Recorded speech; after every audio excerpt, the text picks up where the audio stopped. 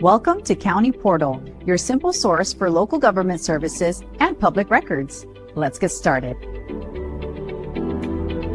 Can a U.S. president serve 2 terms, take a few years off, and then run for president again? It's a question that pops up a lot, especially around election time, and the idea of a former president making a comeback is fascinating, but the answer is a firm no. The rulebook for this is the 22nd Amendment to the Constitution, and its language is very specific. The most important part says, no person shall be elected to the office of the president more than twice. Notice the words it doesn't use. It doesn't say twice in a row or 2 consecutive terms. It simply says twice. This means the limit applies to the person for their entire lifetime. Once you've been elected to the presidency 2 times, you are permanently ineligible to be elected again. This rule was a direct response to one man, Franklin D. Roosevelt. Before FDR, there was a strong but unwritten tradition, started by George Washington, that presidents should only serve for 2 terms. But during the crises of the Great Depression and World War II, FDR was elected an unprecedented 4 times. After he died in office, there was a strong political movement to prevent any single person from holding that much executive power for so long, which led to the 22nd Amendment being ratified in 1951.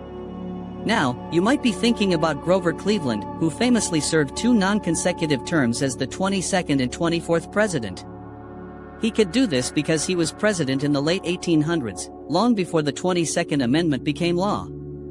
If Cleveland were subject to today's rules, he would have been barred from running after his 2nd term was complete.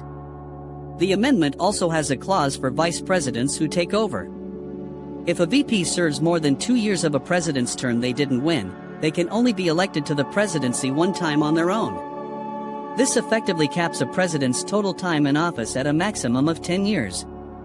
So, what does this mean for modern presidents?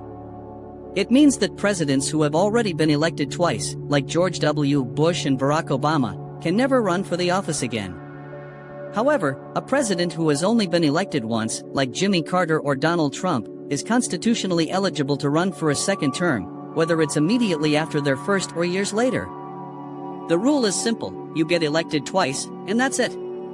The terms don't have to be back-to-back, but the limit of 2 is absolute. Thanks so much for watching. If you learned something new today and found this explanation helpful, please hit that like button, and be sure